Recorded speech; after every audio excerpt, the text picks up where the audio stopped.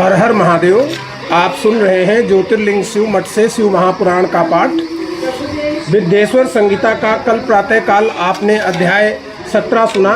आज आप सुनेंगे अध्याय 18 विद्येश्वर संहिता से, और बंधन और मोक्ष का विवेचन और शिव के भस्म धारण करने का रहस्य।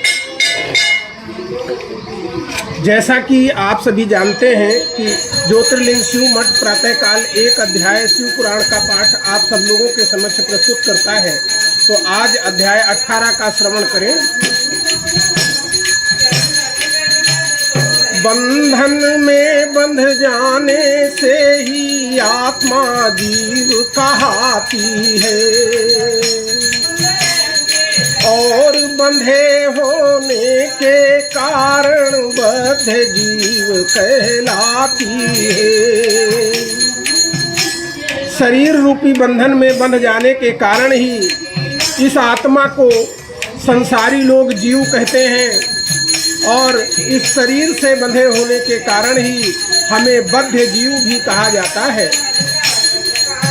इस प्रकृति के साथ में जब बुद्धि, अहंकार और तन्मात्राएं मिल जाती हैं, तभी हमारे शरीर को नूतन देह मिलता है। और प्रकृति, बुद्धि, संग, अहंकार, तन्मात्राएं जब मिल जाती हैं, ये आठों मिलकर हमको फिर नूतन देह दिलाती है। हमारे इस शरीर के 3 भेद होते हैं, स्थूल, सूक्ष्म और कारण। शिव पुराण कहता है इस शरीर के 3 भेद स्थूल, सूक्ष्म, कारण होते हैं। स्थूल देह से सभी कार्य होते हैं। जो स्थूल देह होती है, कार्य उसी से सब होते हैं। फिर सूक्ष्म देह का क्या कार्य है? सूक्ष्म देह हमें इंद्रियों के भोग कराता है, और कारण देह से हमें आध्यात्मिक ज्ञान मिलता है। सूक्ष्म देह केवल मानव को इंद्रिय भोग कराता है, कारण देह हमें अतिशय आध्यात्मिक ज्ञान दिलाता है। अपने अपने किए गए कर्मों के अनुसार प्राणी को पुण्य और प्राप्त होता है। पुण्य प्राप्त होने पे सुख, और पाप से प्राणी को दुख होता है। कर्मों के अनुसार जीव को पुण्य पाप मिलता है। पुण्यों से सुख और पाप से प्राणी दुख लेता है। चूंकि मनुष्य की देह द्वारा किए गए सभी कार्यों का परिणाम अवश्य ही प्राप्त होता है। अवश्य में वो भोक्तव्यम कृतम कर्म शुभाशुभम। शास्त्र कहते हैं कि ऐसा कोई भी कर्म नहीं है जो किया जाए और उसका परिणाम ना मिले। अच्छे कार्य का परिणाम भी पुण्य के रूप में मिलता है, और बुरे कर्म का परिणाम पाप के रूप में मिलता है। उसको कोई मिटा नहीं सकता। इसीलिए सदैव सुंदर कर्म करने की बात कही जाती है। चूंकि किए कर्मों का फल प्राणी को निश्चित मिलता है। वेद विदित सिद्धांत, इसलिए उसको कौन मिटा सकता है। अब यहाँ पर बड़ी सूक्ष्म बात है जिसको सब जीवों को समझना चाहिए कि आत्मा कर्म कर नहीं सकती, देह कर्म करती है, तो देह को ही कष्ट होता है। आत्मा को कोई कष्ट नहीं होता, वो तो साक्षात परमात्मा ही है। ईश्वर अंश जीव अविनाशी, परमात्मा निकल गया तो शरीर को बच्चे ही जला देते हैं। इसीलिए ये हमेशा ध्यान रखें कि जो कर्म करता है दंड भी उसी को मिलता है। कर्म हमारा शरीर करता है, मन करता है, वाणी करती है, और शरीर, मन और वाणी को ही कष्ट भी भोगने पड़ते हैं या सुख भी प्राप्त होता है कर्मानुसार। चूंकि किए कर्मों का फल प्राणी को निश्चित मिलता है, वेद विदित सिद्धांत इसलिए उसको कौन मिटा सकता है। कर्म देह ने किया इसलिए उसको ही सुख दुख आते हैं, उन्हें भोगने को ही हम धरती पर आते जाते हैं। जब तक पूरी तरह से कर्म समाप्त नहीं होगा तब तक आवागमन बंद नहीं होगा। कर्म समाप्त होने पर ही आवागमन बंद हो सकता है। जब तक मानव इसी तरह से कर्म किए जाता है, लौट लौट कर उन्हें भोगने वो सदेह आता है। देह द्वारा किए गए कर्मों का भोग करने के लिए ही मानव बार बार अपनी देह धारण करके वापस आता है, और इस प्रकार कर्म के अधीन होकर हम जन्म लेते हैं और फिर मरते हैं, फिर आते हैं, फिर कर्म करते हैं और फिर सुख दुख भोगते हैं। इस प्रकार ये चक्र सदैव चलता रहता है। इसीलिए हम कर्माधीन जन्म लेते फिर मरते हैं, फिर आते फिर कर्म करे फिर सुख दुख भोगा करते हैं। और ये सुख दुख का चक्कर केवल तभी छूट सकता है जब हमारे सभी संचित कर्म भस्म हो जाएं और हम नूतन कर्म समाप्त कर दें, यानी करना बंद कर दें। सुख दुख का यह चक्कर केवल तभी छूट सकता है जब संचित हो भस्म और वो नूतन कर्म नहीं करता है। ऐसा संभव ही नहीं है कि प्राणी नहीं कश्चित क्षणमपि, गीता में कहा गया है नहीं कश्चित क्षणमपि जातु तिष्ठति अकर्म कृत कार्यते ही कर्म अवसाह प्रकृति जयगु। कहते हैं ना, ऐसा कोई भी समय नहीं है जहां हमारा शरीर कर्म ना करता रहे। इसीलिए यह संभव ही नहीं व्यक्ति बिन कर्म एक पल रह जाए, इसीलिए वो जन्म मृत्यु के चक्कर में पिसता जाए। इससे बचने का एकमात्र तरीका है, गीता में कहा गया है कर्म समर्पण योग। जो भी कर्म करो वो सब भोलेनाथ को समर्पित कर दो, फिर वो आपको परिणाम देगा। आपको मोक्ष भी प्रदान करा सकता है, आपको ज्ञान भी प्रदान करा सकता है और आपको भक्ति भी प्रदान करा सकता है। वेद विदित ये मार्ग रे प्राणी, कर्म समर्पण योग करो, पुण्य सदा शिव को अर्पित कर पाप कर्म का भोग करो।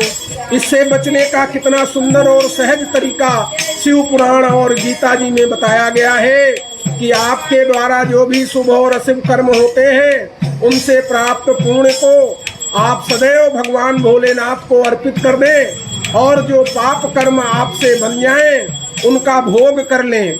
उनमें उनको भगवान को समर्पित नहीं किया जा सकता, और भोगने के कारण जो आपके कर्म शेष ही नहीं रहते तो शिव अर्पित होने के कारण आपके पुण्य भी समाप्त हो जाते हैं। तब मानव धीरे धीरे इस काल चक्र से बच सकता है। अगर शिव कृपा बने तभी मानव ऐसा कर सकता है। तो जब आपने अपने पुण्यों को भोलेनाथ को समर्पित कर दिया, पापों का आपने भोग कर लिया, तो अब आपके पास ना पुण्य बचे ना पाप, तो भगवान भोलेनाथ का धाम आपको निश्चित मिलता है। कर्म समर्पण वेद विदित ये मार्ग रे प्राणी, कर्म समर्पण योग करो, पुण्य सदा शिव को अर्पित कर, पाप कर्म का भोग करो, और भोगने के कारण जब पाप कर्म ना शेष रहे, शिव अर्पित करने के कारण पुण्य नहीं अवशेष रहे, तब मानव धीरे धीरे इस काल चक्र से बच सकता है। अगर शिव कृपा बने तभी मानव ऐसा कर सकता है। भगवान भोलेनाथ सर्वज्ञ है, परिपूर्ण है, अनंत शक्ति धारण करते हैं। जो उनका आराधन करता है वो उसको निश्चित रूप से तार देते हैं। है सर्वज्ञ शंभु परिपूर्ण, शक्ति अनंत धारते हैं। तन मन धन से जो आराधन करता उसे तारते हैं। जो भी जीव शिवलिंग और शिव की प्रतिमा में और शिव भक्तों में एक ही भाव रखता है, उन्हें भगवान की पूजा का साक्षात फल प्राप्त होता है। शिवलिंग प्रतिमा शिव भक्तों तीनों में शिव का भाव करे, उन्हें प्रसन्न करे, उनकी पूजा कर आशीर्वाद लहे। जो भी जीव तन मन धन वार कर भगवान भोलेनाथ की पूजा करता है उसे निश्चित रूप से शिव की प्राप्ति होती है और वो शिव लोक गमन करता है। जो तन मन धन वार शंभु की पूजा हर दम करते हैं, शिव की कृपा प्राप्त होती है, वो शिव लोक गमन करते हैं।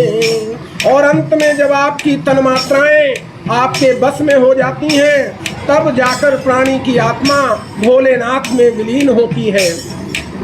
और अंत में जब तन्मात्राएं भी बस में हो जाती हैं तब जाकर प्राणी की आत्मा शिव में मिल जाती है।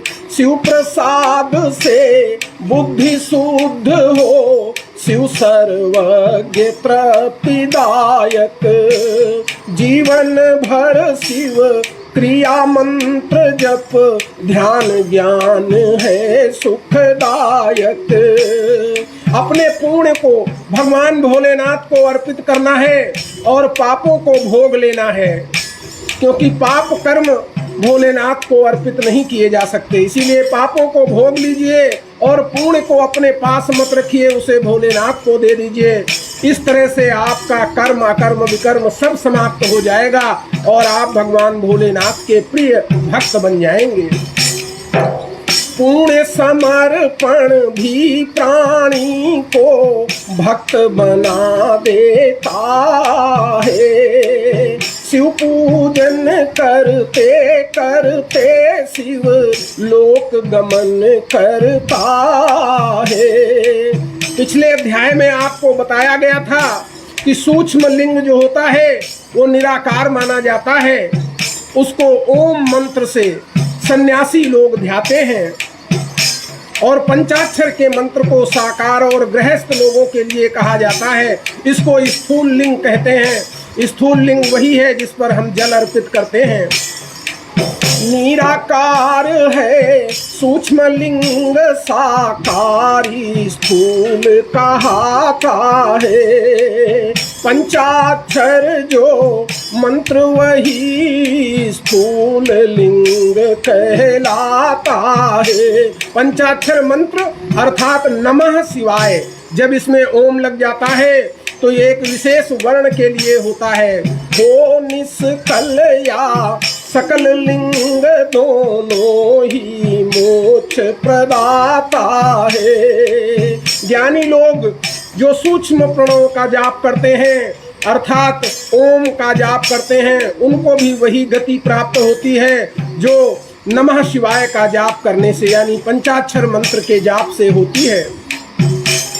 इसी तरह निराकार और साकार इस संसार में केवल एक ही है, वो परमात्मा भगवान शिव हैं। इसके अतिरिक्त जितने भी देव हैं वो सिर्फ साकार रूप में पूजे जाते हैं। इसका वर्णन भी आप आगे के अध्यायों में सुनेंगे।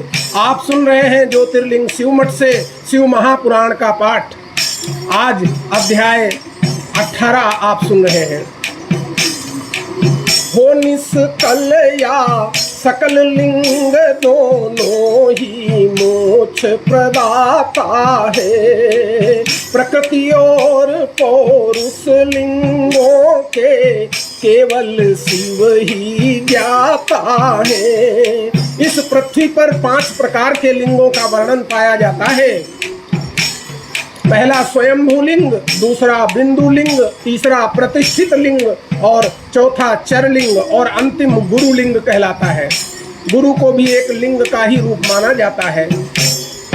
इस पृथ्वी पर 5 लिंग का वर्णन पाया जाता है। प्रथम स्वयं भू और दूसरा बिंदु लिंग कहलाता है। पुनः प्रतिष्ठित लिंग तीसरा, चरलिंग चौथा कहलाता है। अंतिम गुरु लिंग कहलाकर जग में पूजा जाता है। जब ऋषियों मुनियों के तप से भोलेनाथ प्रसन्न हुए। ऋषि मुनियों के हेतु स्वयं शिव नादलिंग बन प्रकट हुए। स्वयं प्रकट होने के कारण स्वयं भू कहलाते हैं। सकल जगत के पिता सदा शिव जग में पूजे जाते। भगवान भोलेनाथ के साथ एक ही भाव हो सकता है, पिता का और माता के रूप में माता अम्बा का। बाकी देवताओं के साथ आप बाल भाव भी रख सकते हैं, बहुत से भाव रख सकते हैं, परंतु जगत मातु पितु शंभु भवानी, जगत के माता और पिता भगवान भोलेनाथ और माता भवानी हैं। इनके साथ केवल एक ही भाव रखा जा सकता है, पिता और माता का। इसीलिए सदैव अपने पिता की तरह, अपनी माता की तरह अम्बा को ध्याएं। वाह। स्वयंभू शिवलिंग सदा भक्तों का ज्ञान प्रदाता है। जो आराधन करते शिव का उन्हें मोक्ष मिल जाता है। लिंग को आप रचना करें तो स्वर्ण का भी हो सकता है, रजत यानी चांदी का भी और मिट्टी का भी हो सकता है। अपने हाथों से प्रणव का मंत्र लिखकर जाप करना चाहिए। स्वर्ण रजत या मिट्टी से ही वेदी रचना आप करें। उस वेदी पर निज हाथों से प्रणव मंत्र लिख जाप करें। करें प्रतिष्ठित शिव को सादर, फिर 16 उपचार करें। फिर प्रसन्न हो शिव भोले उनको ऐश्वर्य प्रदान करें। इस प्रकार से प्रतिष्ठित शिवलिंग को षोडशोपचार से हमें पूजन करना चाहिए। 16 प्रकार के उपचार बताए गए हैं। तो फिर भगवान भोलेनाथ भी आपको सुख और ऐश्वर्य प्रदान करते हैं। स्वयंभू शिव लिंग की पूजा जो अतिशय फलदायी है, ऋषि मुनियों से पूजित होकर जग को भी सुखदायी है। स्वयंभू शिवलिंग प्राचीन काल के ऋषि मुनियों द्वारा पूजित है, इसीलिए वो संसार के लिए सुख प्रदान करने वाला है। पौरुष लिंग की स्थापना मंत्रों द्वारा की जाती है और इसमें जो मंत्रों के उच्चारण से प्राण प्रतिष्ठा आदि होती है, इसी कारण उनको जगत में पूजा जाता है। स्वयंभू शिव लिंग की पूजा तो अतिशय फलदायी है, ऋषि मुनियों से पूजित होकर जग को भी सुखदायी है।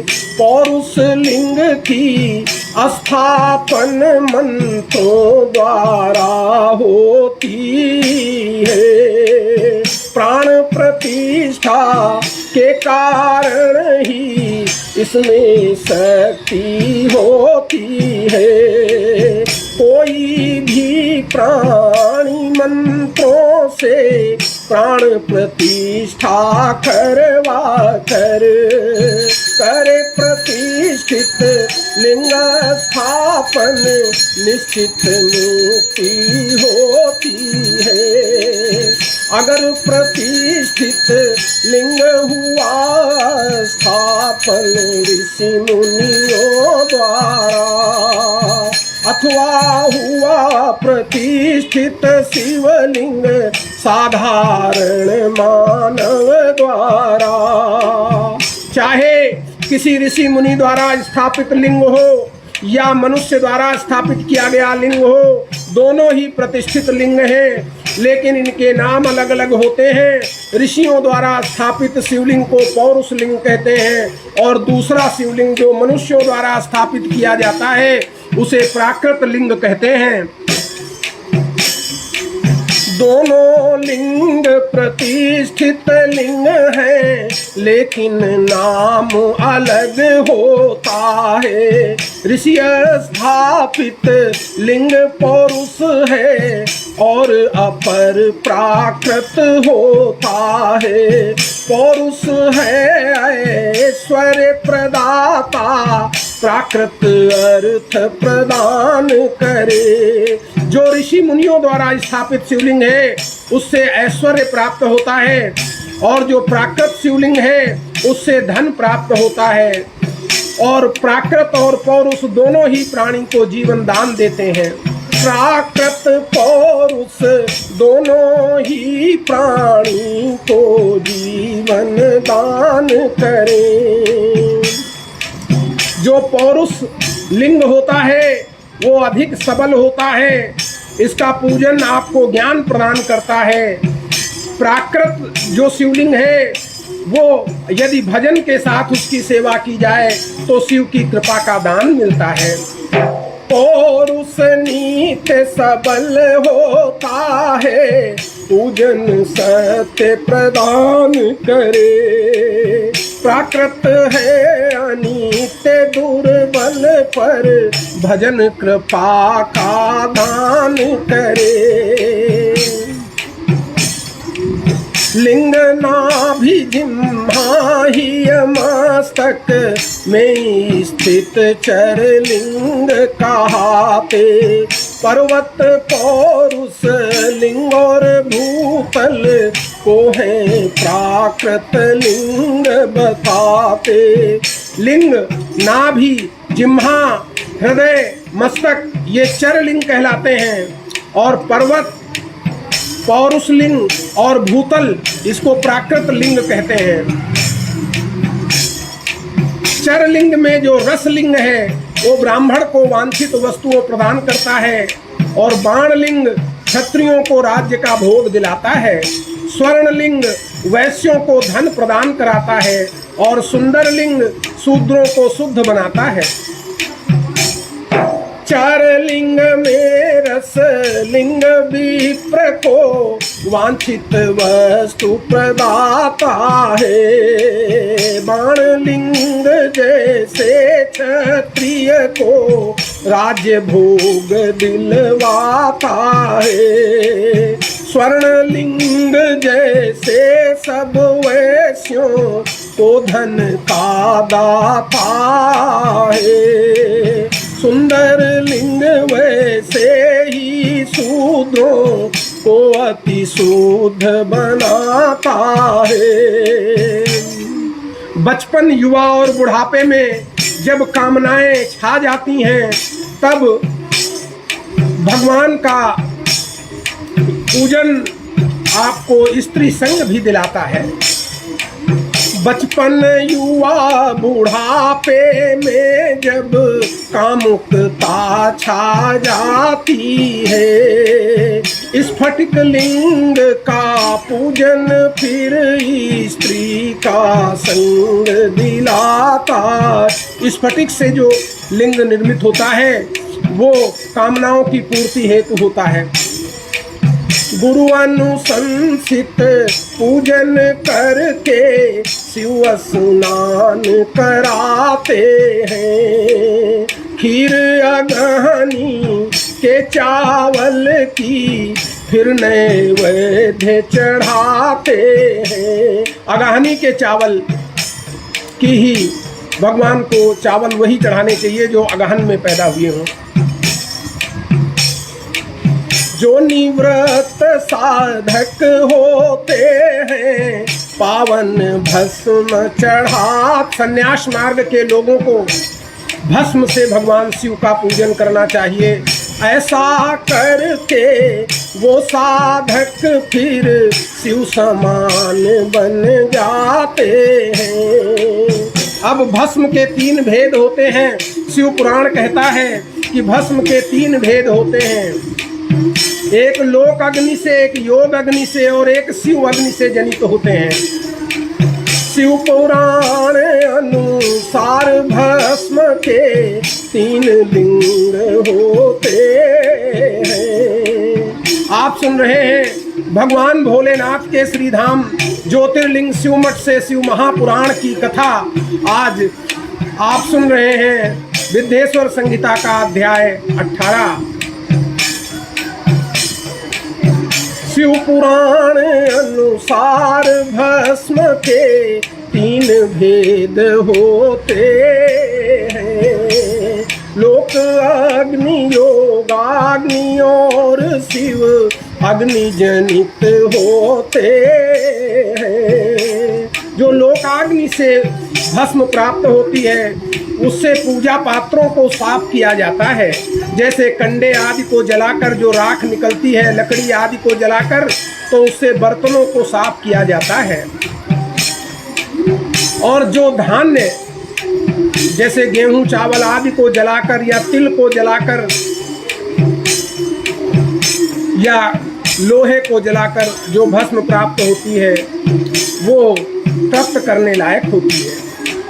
लोक अग्नि से जनित भस्म पूजा पात्रों को स्वच्छ करे।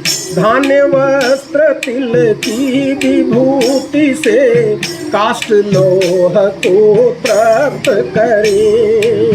वेद जनित विभूति को धारण वैदिक कर्मों के पश्चात। धन्य वही जो शिव का सुमिरन करते रहते हैं दिन रात। अब सुनिए, कपिला गाय के शरीर से उत्पन्न गोबर अथवा पीपल, समी और पलाश और अमलतास या बरगद या बेर की जो लकड़ी होती है उसको अगर अग्नि में समर्पित करके भस्म बनाते हैं, यही शुद्ध भस्म माना जाता है। कपिला गाय समर्पित गोबर अथवा पीपल समीपला, समनतास बड़ बेर की समिधा अग्नि समर्पित कर दे साथ। इससे शुद्ध भस्म बनता है, योगी रखते हरदम साथ। शिव भी शुद्ध भस्म रखते हैं, माथे पर हरदम दिन रात। यह भभूति ही जीवन का सार तत्व है, इसीलिए भगवान इसको धारण करते हैं। ब्रह्मा विष्णु और रुद्र सभी का सार मस्तक पर धारण करते हैं। यह विभूति ही सार तत्व है, इसीलिए शिव धारण करते।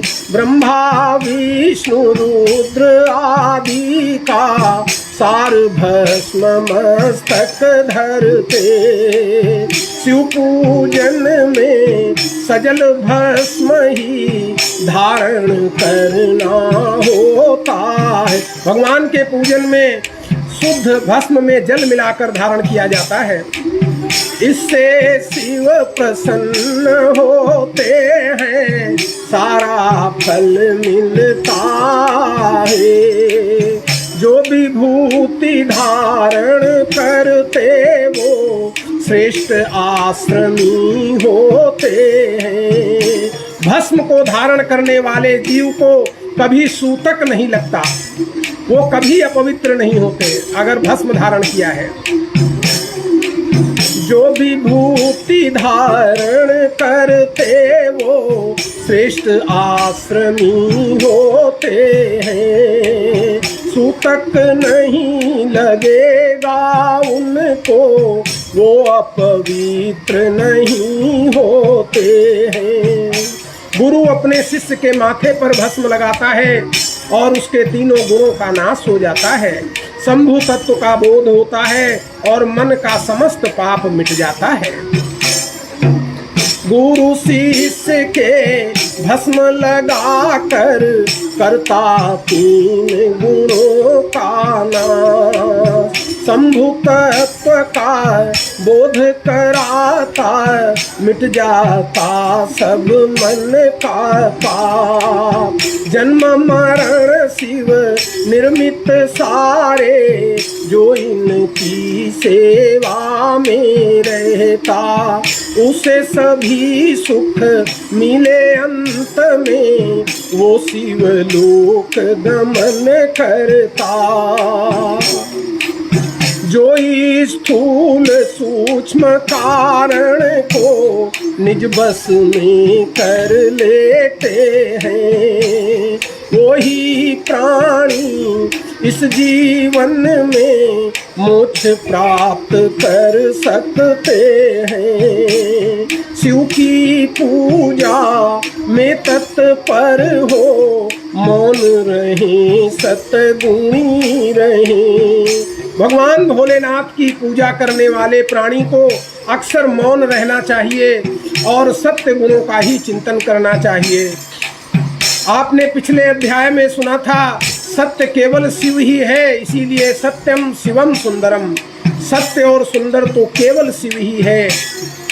शिव की पूजा में तत्पर हो, मौन रहे सतगुणी रहे। जप तप और क्रिया में रत जो, उनसे शिव भी ऋणी रहे। जो जप तप और अन्य क्रियाओं में लिप्त रहते हैं, भगवत क्रियाओं में, उनसे भगवान भोलेनाथ भी उपकार मानते हैं।